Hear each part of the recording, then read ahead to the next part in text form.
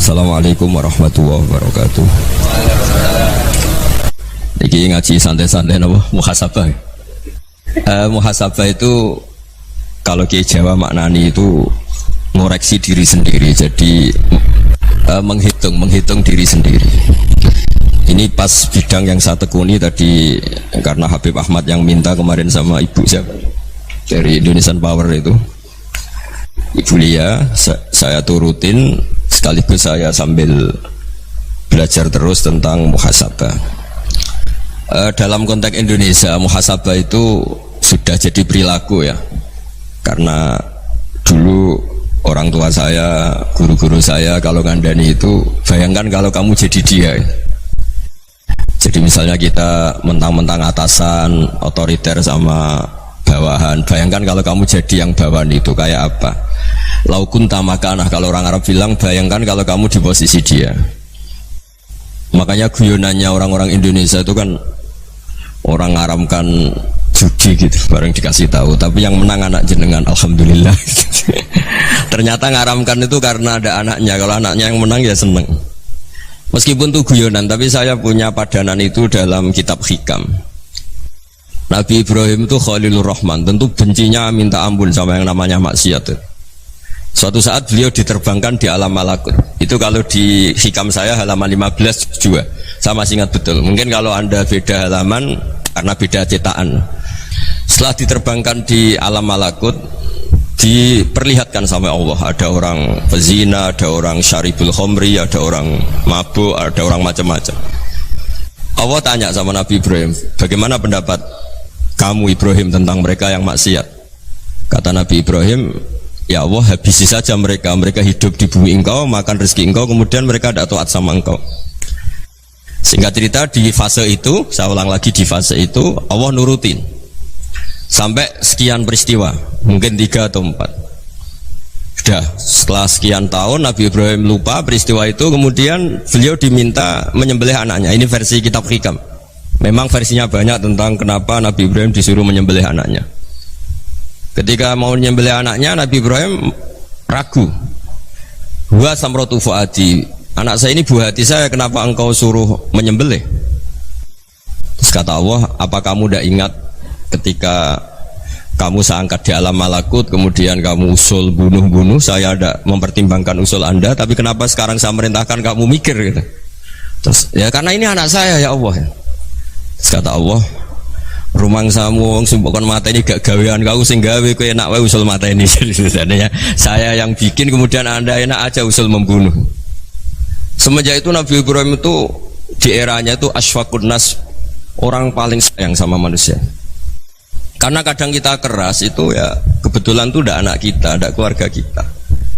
Cara orang Jawa itu kan gitu ya, kalau ada perempuan terus macak yang macam-macam pakai sepeda motor cowok terus wah itu luput suwuk semoga-moga gini, tapi setelah dikasih tahu niku ponakane jenengan semoga-moga selamat. Jadi jangan-jangan kemarin ahli ma'asi itu kebetulan itu tidak keluarga kita. Kalau keluarga kita yang pernah salah pada kita, semangat kita mintakan maaf. Jangan-jangan kita didikte hukum sosial gitu. Jadi orang yang salah kebetulan itu orang yang menservis kita, atau keluarga kita, atau orang dekat kita. Jangan-jangan semangat kita mintakan ampun. Tapi kalau sama orang lain kebetulan musuh kita, kita semangatnya minta itu kena azab. Nah ini yang nggak boleh dalam Islam. Islam mengajarkan niru Rasulullah SAW, Nabi itu rahmatal lil alamin. Bahkan kemarin saya ngaji virtual sama beberapa habaib, ada Habib Ali Al-Jufri dari Mesir, ya. Ada Habib Alwi dari Kuitang, ada Habib Nabil Al-Musawa. Dari sekian habaib itu saya masih ingat diantaranya yang didawuhkan rahmatan lil alamin itu ketika Nabi adahu kaumuh, disakiti oleh kaumnya, dan itu mereka masih kafir semua. Itu mereka dapat doanya Nabi, Allah mahdi qaumi fa innahum la ya'lamun. Kayak apa baiknya Nabi, orang yang menyakiti, yang melukai, tapi Nabi masih berdoa, Allah mahdi qaumi fa innahum la ya'lamun. Sayyidina Umar dapat doanya Nabi itu yakhina kana kafiran, ketika masih kafir didoakan, Allahumma a'izzal Islam bi Umar. Itu ketika masih kafir. Itu pelajaran bagi kita bahwa yang sedang tidak cocok pun itu berdapat doa kita. Ya doa supaya kondisi kita baik, hari tambah baik. Karena agama ini saya berkali-kali bilang limangka nayarjuwa hawal yawmal akhir. Agama ini diperuntukkan bagi yang selalu punya harapan pada Allah Subhanahu wa taala. Saya cerita muhasabah ini tentang hubungan kita dengan Allah. Di Indonesia itu banyak orang fasik, banyak orang nakal. Ya di mana-mana orang nakal itu ya mayoritas, wa aksaruhum fasikun. Tapi berkahnya harapan. Mungkin saya kira nakal sok benda, mungkin saya kira sholat sok ben sholat, mungkin sekarang belum sakho, belum dermawan, suatu saat dermawan. Barokahnya itu kefasikan ini dianggap sementara. Sedang fasik, sedang tidak benar. Karena kiai-kiai kita, para guru-guru kita, para habaib utamanya itu mesti bilang semoga husnul khotimah. Nah barokahnya doa itu semoga husnul khotimah itu menjadikan satu pola sosial. Yang sedang fasik ini masih diharapkan jadi lebih baik, jadi lebih, sehingga kita tidak ngambil sikap ekstrim yang ingin menghabisi atau ingin mengadili, tidak, karena selalu kita punya harapan. Dan agama ini limangka nerjuwo hawal yawmal akhir. Bayangkan dulu kalau yang nakal itu anak kamu, pasti kamu nggak ingin kan langsung dapat azab, dapat apa. Padahal kita semua jadi tokoh ini abul kulli, bapak dari semuanya. Sehingga ketika Rasulullah SAW jalan-jalan kemudian melihat perempuan sedang menyalakan api. Kalau apinya mati ditiup, anaknya dijauhkan. Nanti kalau sudah jauh dari api, anaknya digendong lagi. Terus kata Rasulullah, matur ke semua sahabat, aro'aitum anna hadih tarihatan waladaha alan nar. Apa kamu berpendapat bahwa perempuan ini akan melemparkan anaknya ke neraka? Tidak ya Rasulullah. Tidak akan seorang ibu melemparkan anaknya ke api. Terus kata Rasulullah, Allahu arhamu min hadih biwaladiha. Allah lebih rahman, lebih rahim dibanding orang tua ini kepada anaknya. Ini yang harus kita kenalkan terus, kita kampanyakan terus, supaya orang hubungannya dengan Allah itu nyaman, asik. Sehingga dengan demikian selalu ada harapan bahwa yang sedang nakal ini suatu saat tobat. Kita tidak boleh menghukumi pasti begini, pasti gini, itu tidak wilayah kita. Itu juga yang dicontohkan Rasulullah SAW. Secara lahir Nabi itu nggak berkenan sama Wahsy, karena Wahsy itu salahnya salah fatal, karena membunuh ahabban nasi ila Rasulillah, yaitu membunuh Said Hamzah. Jadi ketika Wahsy tobat, Nabi itu terima tobatnya. Dan ketika beliau dengan basariyahnya agak siap ketemu Wahsy karena harus ingat Sayyid Hamzah, basariyahnya diturutin. Oke, kamu iman, saya turutin, tapi jangan sering ketemu saya. Karena kalau ketemu kamu, saya masih ingat sama paman saya, Sayyid Hamzah. Kita bisa ngelola seperti itu. Kita tidak cocok sama orang, bagaimanapun mereka umat Rasulullah SAW, kita tetap mencintai mereka. Misalnya kalau beda agama, mereka sama-sama orang Indonesia, kita mencintai mereka atas nama warga Indonesia. Tapi kalau misalnya potongannya ora cocok, beda kultur, bawaannya itu mangkel no coro Jawa, ya bisa diilmoni, jangan ketemu. Sudah tidak cocok, ingin ketemu nyari solusi, roh ini tok seneng itu kan ya repot itu. Ya sudah, kalau nggak pati cocok ya jangan sering ketemu. Dan itu kita bisa memanage seperti itu tuh bisa. Saya berkali-kali cerita tentang Imam Syafi'i. Kalau dikasih tahu ya Imam Abu Abdillah, panggilannya Imam Syafi'i, tetangga anda ini ternyata banyak yang nggak senang anda. Jawabnya beliau senang. Ya bagus kalau nggak senang saya, ndak utang saya katanya. Jadi gara-gara saman seneng aku ngatur aku ini kan. Dan mungkin saman rasa seneng kan ya enak. Jadi hidup itu dianggap happy. Kalau seneng ya teman silaturahim, kalau nggak seneng ya nggak bakal utang gitu. Baru kayak rasa seneng itu nggak ganggu. Gitu. Jadi dulu itu orang bisa ngelola seneng ndak seneng itu bisa. Karena ada kearifan hubungan dengan Allah Subhanahu wa ta'ala. Hidupnya selesai karena masyghul bi dzikrillah, mereka sibuk dengan Allah. Makanya kata ulama-ulama tasawuf, kamu jangan melihat manusia perilakunya, tapi kamu juga harus ingat yang gerakkan semua itu Allah Subhanahu wa ta'ala. Dengan demikian kita farah, kita senang. Makanya Nabi kalau ngutus Anas bin Malik kemudian enggak kesampaian yang diinginkan karena Anas main, ketika garwa-garwane Nabi agak tersinggung, Nabi andaikan Allah menghendaki yang saya inginkan kesampaian, pasti itu kesampaian. Jadi dianggap kegagalan Anas gak manggil yang dituju Nabi itu ya kersane Allah, ya enteng saja. Sayyidina Ali lebih parah lagi yang dialamin. Itu dalam beliau kalau dipanggil itu gak cepet-cepet ke sana. Ketika ditanya, kenapa kamu tak panggil gak cepet ke saya? Amin tu ukubatak, karena aku tahu engkau orang baik. Orang baik itu pemaaf. Jadi makanya orang-orang soleh dulu itu bodoni itu. Makanya sekarang kalau ada orang bodoh itu mesti bidik orang soleh. Kalau orang-orang soleh itu kakean husnudzon lagi sering dibodohin. Abdullah bin Umar itu masyhur itu. Kalau ada budaknya sering sholat, sergap sholat itu dimerdekakan. Akhirnya nggak sholat pun pura-pura sholat. Akhirnya juga dimerdekakan. Ketika ditanya kenapa engkau merdekakan, padahal mereka sholatnya menipu engkau, kata pembisik-pembisik itu. Man khoda'ana lillah in khoda'na lah. Dia nipu atas nama Allah, berarti saat tertipu juga atas nama Allah, nggak masalah dong, semuanya demi Allah Subhanahu wa ta'ala. Jadi ketika kita ketemu sifat Allah Ta'ala itu ghafir, Allah pemaaf. Jangan kamu nggak fair untuk diri kamu nyifati Allah ghafir, pada orang lain Allah kamu sifati syadidul iqab. Jadi Allah kamu atur kayak MC tadi ngatur saya. Jadi Allah itu apa? Kalau pada saya ghafir, kalau pada musuh saya syadidul iqab. Itu tidak fair. Kalau Anda punya harapan kepada Allah karena Allah Rahman Rahim, Allah ghafir, sebenarnya Allah pada musuh kita ya bisa saja Allah ghafir, bisa saja Allah Rahman Rahim. Sehingga kita melihat orang lain yang kita tidak cocok itu ya enteng saja. Itu min ummati Rasulillah sing tanaluhu syafa'atuh, tanaluhu sa'atu rahmati, tanaluhu fair. Jangan dengan kita kayak mesti dapat rahmat, jangan orang lain kayak Allah pasti syadidul iqab, itu tidak boleh. Sehingga ketika ada orang Badui, singkat cerita orang Badui ini kencing di masjid, semua sahabat membentak dia, yang nggak bentak hanya Nabi dok.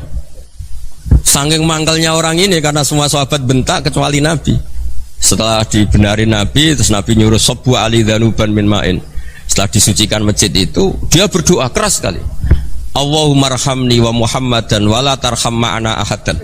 Ya Allah, yang berhak dapat rahmatmu hanya saya dan Nabi Muhammad, yang lainnya jangan. Karena yang lainnya tuh jengkelin, gitu aja saya salah dimarah-marahin gitu. Jadi kalau kamu doa terbatas ya kayak orang Bedui ini, kayak orang Arabi. Apa kata Nabi? Laqad tahajjarta wasi'an. Allah yang rahmatnya luas menjadi kamu sempitkan karena kamu mau atur Allah hanya rahman pada Indonesian Power, pada NU, pada kita, yang orang lain nggak perlu dapat. Itu kan kasihan Islam, karena Islam terus nggak dimiliki semua orang. Allah nggak dimiliki semua orang, Rasulullah nggak dimiliki semua orang, karena di NU, di ormas tertentu, di nggak boleh seperti itu. Nggak boleh takhasyar tawasian, kata Nabi, nggak boleh mempersempit zat yang rahmatnya itu luas. Ini semoga etika ini kita pakai di Indonesia. Yang sedang fase kita harapkan lebih baik, yang sedang nggak dapat hidayah kita doakan dapat apa? Hidayah. Masyhur kan, makanya tadi saya mohon sama Habib Ali supaya Habib Ahmad supaya tetap mahalul qiyam tabaruk sama Habib Ali. Di antara doa-doa di Simtud Duror masyhur itu antuqa bilal mudhniba minnah fil ghufran wal musi'a bil ihsan. Jadi harapannya para habaib, para orang-orang baik dulu ya, semoga yang dosa itu dimaafkan, yang sedang salah dibuka, bikin lebih baik. Nabi itu tugasnya juga gitu, wastaghfir li dzambika walil mu'minina wal mu'minat. Nabi itu tugasnya juga memintakan ampun yang sedang salah. Nah ini cobalah jadi etika kita, muhasabah kita. Jadi muhasabah itu cara berpikir kita set, kita pikir ulang. Ternyata semangatnya seorang Nabi itu wastaghfir li dzambika walil mu'minun. Semangatnya itu memintakan ampun. Orang ahli tafsir tahu semua kalau Nabi itu tidak mungkin dosa. Jadi itu khitabun Nabi wa urida bihi ummatu, itu khitab Nabi, tapi yang dimaksud itu umatnya, karena Nabi tidak akan mengalami dzambun, tidak akan mengalami dosa. Sekarang enggak, kadang-kadang kita ini kalau orang lain salah itu semangat. Kalau di perusahaan ada teman salah, apalagi pimpinan salah itu seneng, barokahnya salah bisa ganti kan gitu. Ya, jadi kalau mungkin di dunia tokoh juga gitu, barokahnya ada tokoh salah, kita yang jadi populer sendiri, tidak boleh seperti itu. Kita harus salimus sodri di jami'il muslimin. Jadi ini harus dilatih. Saya tadi matur sama Habib Ahmad, latihan kita jadi hidup. Nabi itu kalau resep jadi wali itu kata Nabi gampang. Kata Nabi, kalau kamu ingin disenangin Allah, ya sudah, kalau kamu asbahta wa amseta gini-gini, perasaan kamu, kata Nabi, jangan punya perasaan ghil sama orang muslimin. Itu sudah wadzalika min sunnati. Makanya Nabi ngendikan la yablughni ahadun an ahadin syai'an. Ada yang baca la yuballighni ahadun an ahadin syai'an.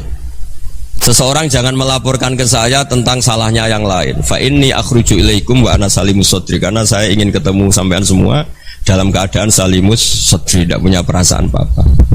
Karena kalau nurutin membisik, nurutin informasi itu ya repot, karena orang pasti sepunya. Ada kiai yang top datang ke kampung-kampung ning desa-desa. Kata yang seneng itu punya akhlak. Oh itu bagus orang besar datang ke kampung-kampung. Kata yang nggak seneng, oh itu jobnya kayak kecil kok diambil, itu kan ya kasihan itu kan sudut pandang. Makanya saya sering bilang akal kita ini cukup untuk mentasdik Rasulullah Shallallahu Alaihi Wasallam. Meskipun perasaan kita kadang orang Jawa itu beda. Saya berkali-kali bilang sama peneliti dari Jogja, kenapa sih Gus para nabi itu kok poligami istrinya banyak? Nabi Dawud katanya itu berapa? Itu Nabi Sulaiman malah jumlahnya agak terbatas. Nabi Muhammad itu paling sedikit. Saya tanya gini, perempuan itu orang lemah, jadi kalau nolong orang satu gimana baik, kalau nolong orang dua ya lebih baik, ya sudah kira-kira seperti itu. Paling tidak akal kita masih tahu kalau orang baik itu kan mesti baik, nolong orang satu baik, nolong orang dua ya lebih baik, nolong orang tiga lebih baik. Tapi kalau kamu orang nggak baik, satu saja kamu terlantarin, kamu miskinkan, kamu ya tinggal diukur kan. Kalau orang baik nambah baik, tapi kalau orang buruk tambah buruk. Nah itu akal kita bisa menganalisis kenapa sih nikah itu ada yang poligami, ada yang enggak. Sudah ukur saja diri kamu. Misalnya kayak saya elek keriting, rabi terus, memperbanyak wong elek, orang perilaku netok, raine dadi elek kabeh. Tapi nak kowe iku ganteng, alim, ganteng, sugih, anake ganteng-ganteng, berhubung kowe saleh ahli swarga kabeh, mertua yo bangga karena karir kamu meyakinkan. Ini mertua kamu aja enggak bangga mau nambah. Ipar enggak bangga, mertua enggak bangga, desa kamu yang kamu wayai juga enggak. Beda dengan Nabi ketika nikah Juwairiyah itu enggak ada pernikahan sebarokah Nabi dengan Juwairiyah itu. Azharu Rasulillah, di situ habis perang banyak tawanan, gara-gara jadi besanya Nabi langsung dibebaskan semua karena Azharu Rasulillah. Sekarang besanya Kanjeng Nabi. Dulu Abu Sufyan mangkalnya bukan main sama Nabi, gara-gara putrinya dinikah terus langsung jadi. Nah, kalau kamu kan enggak, nikah satu, nikah lagi, satu kampung musuh kamu. Karena istri pertama ya cemburu, yang kedua agak bangga. Wah itu selesai itu di dunia wal akhirah. Maksud saya, nganalisis Islam itu harus pakai akal. Dan akal yang dipakai, ini saya bawa ke kitab Ihya, adalah pikiran-pikiran para ulama. Makanya ketika Imam Ghazali ketika ditanya, fakaifa bi muslimin fasikin asawwaha fi jami'i amri. Kalau kalian ketemu orang fasik, orang Islam tapi fasik, perilakunya nggak ada yang benar. Kata Imam Ghazali jawabnya lucu, aneh. Ma min muslimin illa wa islamuhu ta'ah. Tidak ada orang Islam kecuali dia mau Islam, membenarkan Allah dan Rasul itu sudah taatnya dia. Kok kamu tidak bisa melihat taatnya dia? Dia pikirannya kan ini pemabuk, ini tukang apa. Tapi kata Imam Ghazali, sebenarnya kamu masih bisa berpikir positif. Ma min muslimin illa wa islamuhu ta'ah. Tidak ada seseorang Islam ketika dia milih Islam itu pasti ada taatnya, yaitu tasdik pada Allah dan tasdik kepada Rasulullah Shallallahu Alaihi Wasallam. Jadi dengan pola seperti itu, maka di antara guru-guru kita yang modern ya di era Mbah Maimun, di sini ada Habib Ahmad, Habib Salim, syair yang sering dibaca beliau adalah ada orang munajat sama Allah. Ini cerita munajat. Itu orang itu ngendikan gini, ana muznibun, ana mukhtiun, ana asi, huwa rahimun, huwa ghafirun, huwa afi. Ya Allah, saya mukhti, saya orang yang salah. Ana muznib, saya orang yang dosa. Ana asin, saya sering maksiat. Tapi engkau ya Allah, engkau ghafir, pemaaf. Engkau rahim, maha pengasih. Engkau afin, yang mudah memaafkan. Kata orang ini ya agak kurang ajar, tapi saking senengnya sama Allah. Qobal tuhunna salasatan bisalasati. Ya gini saja ya Allah, sifat engkau diadu dengan sifat saya. Engkau Tuhan Gusti, nggak boleh kalah gitu. Terus wasatahliban ausofu ausofi, dan engkau pasti pemenangnya gitu. Jadi ada orang rayu Allah dengan cara seperti itu ya ada ya. Saya ini manusia, salah saya banyak. Engkau ampunannya banyak. Engkau Tuhan Gusti, nggak boleh ampunan Anda, ampunan engkau kalah dengan salah saya. Nggak boleh Tuhan kok kalah. Jadi untuk supaya orang punya harapan gitu. Banyak juga wali-wali yang jadab ketika datang ke makam Rasulullah SAW. Itu kalau dongo ya agak kacau sebetulnya, cara syariat agak kacau. Ya Allah, engkau punya dua pilihan. Jika engkau menjadikan saya soleh, surah habibu, yang senang kekasihmu, yaitu Rasulullah SAW. Tapi jika engkau menjadikan saya fasik, surah adubu, yang senang itu setan. Monggo jenengan mau menyenangkan kekasih jenengan, mau menyenangkan musuh jenengan, monggo jenengan bebas kok memilih. Mestinya Allah ya senang menyenangkan kekasihnya. Jadi ya, intinya Allah dipaksa untuk menjadikan dia orang soleh gitu. Jadi ya kemarin itu Pak Bu siapa? kuliah ke sini itu sama Habib Ahmad. Saya pertama nggak mau, lama-lama Habib Ahmad. Ini gimana Gus? Orang taunya saya dekat jenengan, kalau nggak kasil saya malu. Waduh, ini kayak doanya wali yang tadi. Nggak punya pilihan, nggak ada pilihan. Ini. Jadi saya mohon muhasabah itu dimulai cara berpikir. Makanya di sini sebetulnya tag ini supaya dapat barokahnya Ihya. Ini kitab yang disenangi para habaib, para ulama. Sebetulnya tag di muhasabah itu redaksinya gini ya, yang lengkap loh. Hasibu anfusakum qabla an tuhasabu wa zinuha qabla an tuzanu wa tahayya'u lil ardil akbar. Jadi ada kata wazinu, jadi ukur. Perilaku Anda ini diukur, ditakar. Misalnya kita sebagai suami kan ya punya hal-hal yang kita tidak ideal. Cara wong Jawa mesti pesek. Cara rezeki ya pas-pasan. Dan kita juga kalau makanya enggak boleh tanya istri begini, apa saya cinta pertama Anda? Pasti Anda kecewa. Orang jadi istri hanya korban terakhir gitu. Sudah. Karena orang kalau ngelamar kemana-mana gak jadi, yang jadi istri itu pasti korban terakhir gitu. Jarang istri pilihan pertama, jarang. Ayo semua yang nikah. Rata-rata itu pilihan Anda pertama Pak, dari sekian ditolak di mana-mana terus. Ya perempuan terakhir. Kamu juga korban terakhir gitu. Itu wali-wali dulu kalau ngandani kita itu sederhana. Antal ini masyhur diceritakan Habib Zain bin Semit dalam kitab Al-Manhajus Sawi. Antalam tajid min nafsika kullama turid. Fa kaifa turidu min ghairika kullama turid. Kamu yang ingin ideal saja, kamu tidak menemukan pada diri kamu untuk menjadi ideal. Kamu kan ingin ganteng, ingin punya uang banyak, ingin perilaku Anda sempurna. Anda saja yang punya keinginan tidak bisa mewujudkan keinginan Anda sendiri. Fakaifa turidu min ghairika ma turid. Jadi antalam tajid min nafsika kullama turid. Fakaifa turidu min ghairika kullama turid. Kamu yang punya keinginan saja. Misalnya saya ingin punya uang banyak, perilaku saya selalu benar, gak pernah salah. Loh, saya yang ingin saja dengan diri saya gak bisa untuk benar terus. Kok kamu berharap orang lain selalu benar? Jadi antalam tajid ya sama. Kalau kamu menuntut istri kamu itu ramah, neriman, apa kamu neriman sama wajah istri Anda gitu? Engko yo pola neng dindi jajaki sana jajaki sini, kamu sendiri ndak kona apa. Jadi itu nasihat yang luar biasa. Antalam tajid min nafsika kullama turid, fa kaifa turidu min ghairika kullama turid. Kamu mau menghormati semua orang, ndak mau kan? Kemudian Anda berharap semua orang menghormati kamu. Kamu tidak ingin kan orang lain semua menghujat kamu, sementara kamu enak aja menghujat orang lain. Makanya Rasulullah SAW luar biasa ketika bikin kaidah sosial, apa la yu'minu ahadukum hatta yuhibba li akhihi ma yuhibbu li nafsi. Jadi kalau ukuran iman itu sederhana. Kalau sesuatu itu baik, nyaman bagi Anda ya bayangkan itu pada teman Anda. Misalnya Anda bangun tidur sudah acak-acakan, nggak punya uang, utang jatuh tempo, kan nggak ingin ketemu orang. Ya kamu jangan bertamu ke jenis ini, karena dengan kamu yang alami juga gak siap ketemu orang. Makanya ada Habib Alim itu dilapuri sama seseorang. Beb, dulu teman saya itu ketika saya kaya itu sering main ke saya. Setelah saya miskin, mereka tidak main ke saya. Kata Habib itu bagus, sunnaul begitu itu bagus. Coba kalau kamu dulu kaya, teman kamu main kan kamu gaya, di rumah ada makanan, bisa hormat tamu. Setelah kamu miskin jadi buruh manol di pasar atau buruh bikin boto, teman kamu datang, malu enggak kamu? Mendingan nggak datang gitu. Akhirnya baru, oh ya alhamdulillah kalau gitu. Lu ya kan dulu teman kita datang, kita ada Alphard, istri cantik, rumah bagus. Lah kita miskin, buruhnya orang pas dibentak-bentak, teman kamu udah datang. Milih datang kamu enggak kalau setelah kamu jatuh? Enggak kan? Jadi barokahnya ilmu itu terus. Ya, tapi kadang-kadang orang tuh, wah setelah saya miskin teman-teman enggak kasih ke sini. Ya kalau kamu sudah jatuh, teman-teman kamu situ jadi tontonan.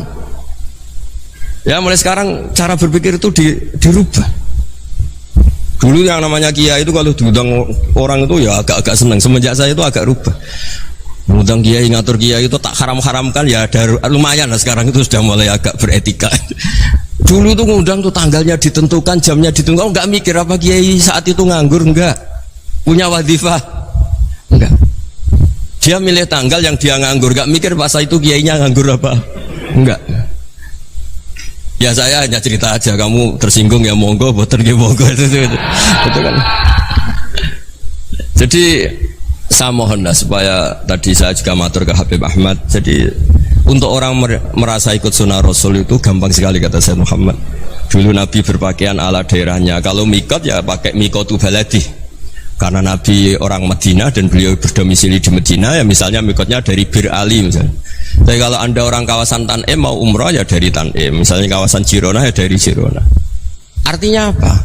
Kamu ngambil mikot karena Nabi mikot misalnya dari Bir Ali, bukan berarti kamu harus seperti Nabi di Bir Ali. Kamu orang Mekah misalnya, kamu orang Tanim, orang ya harus dari mikotu apa? Baladi.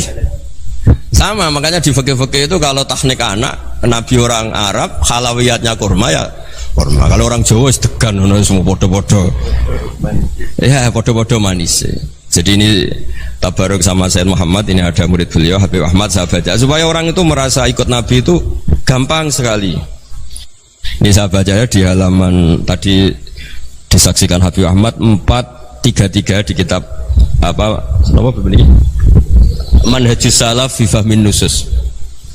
Itu kata Sayyid Muhammad, wa kanat sunnatu Rasulillah annahu yat'amu ma yajiduhu fi ardi wa yalbasu ma yajidu wa yarkabu ma yajidu mimma abahu wa ta'ala. Faman istamala ma yajidu fi ardi fa huwa al-muttabi' lis-sunnah. Kama annahu hajjal baita min madinati. Faman hajjal baita min madinati nafsi fa huwa al-muttabi' lis-sunnah wa illam takun hadhil madinatu tilka. Jadi intinya misalnya Nabi dulu itu ngasih sedekah kepada fakir miskin ya pakai dinar, dirham.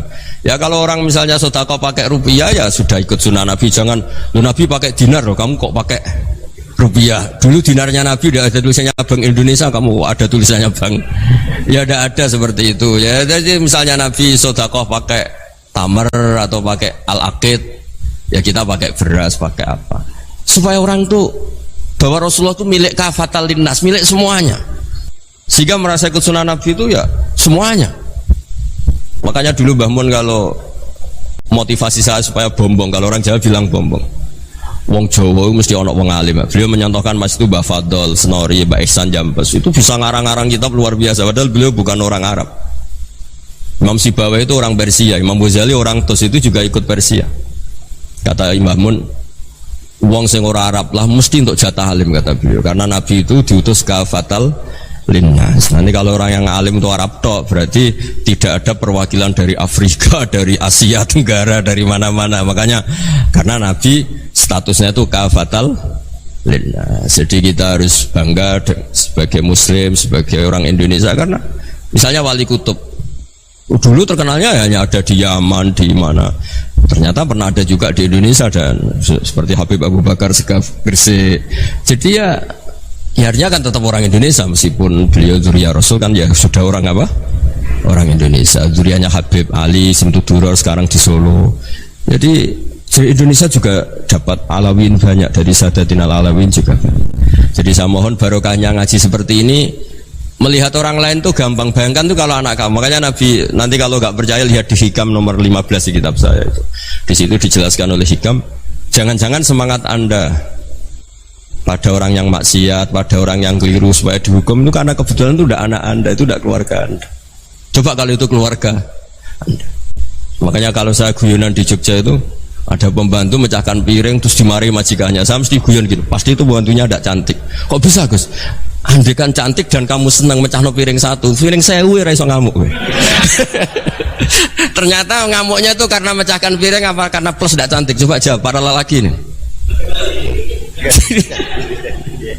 Kamu marah sama orang maksiat tuh karena maksiat, karena plus itu udah anak Anda. Bayangkan kalau itu anak Anda. Itu hebatnya Rasulullah SAW. Karena kita yang salah pun kadung umatnya, Nabi tetap ngasih fasilitas syafaati li ahlil kabair min ummati. Kayak apa baiknya Nabi? Nggak ikut maksiat tapi ikut fasilitasi ngasih syafaat. Loh kalau li ahlil ibadah kan wajar, Nabi ngendikan syafaati li ahlil kabair min ummati. Ya karena tadi logika yang dibangun Rasulullah itu logika yang luar biasa. Kita semangat orang lain kena hukuman itu karena kita tidak punya ra'fah, tidak punya rahmah. Coba kalau Rasulullah yang bil mukminina raufur rahim, semangatnya itu mendoakan supaya tobat, mendoakan diampuni.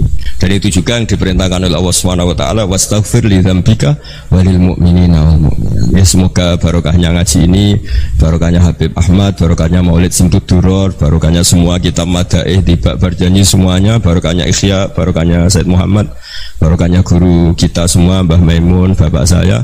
Kita ini ngikuti manhaj, ya, ngikuti apa? Manhaj. Saya sering didhawuhi Mbah Mun, kenapa ihdinas siratal mustaqim bukan siratoka? Bukan jalan engkau ya Allah, karena Allah itu nggak bisa kamu tiru. Allah itu tidak tidur, tidak makan, tidak kesel, tidak capek.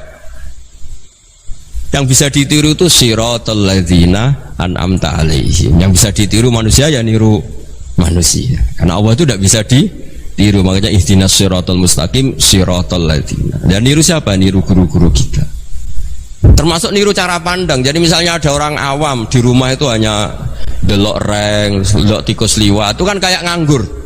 Kok ora tahajud malah mendelok reng. Melihatnya jangan gitu.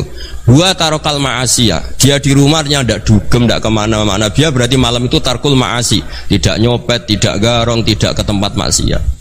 Susahnya apa sih husnudzon? Jadi jangan lihat wa tarkut tahajud, wa tarokat tahajud, wa taroka qiyamul lail. Oke ya, namanya orang begitu ya tidak tahajud, tidak qiyamul lail. Tapi susahnya apa sih kamu bilang wa tarokal ma'asiyah? Dia juga meninggalkan maksiat, dan tarkul maksiat itu ibadah. Supaya orang tuh gampang lah husnudzon sama orang muslim. Ini orang mukmin, orang yang luar biasa. Di mata Allah itu orang yang luar biasa. Kayak tadi Imam Ghazali, kalau saya ketemu orang muslim kemudian dia tidak pernah baik, gimana? Kata Imam Ghazali, ma min muslimin illa wa islamuhu ta'ah. Tidak ada orang Islam ketika dia mentasdihkan Allah dan Rasulullah, berarti dia juga punya taat. Ya ini latihan saja, sing iso nglakoni Habib Ahmad kula namung cerita mawon.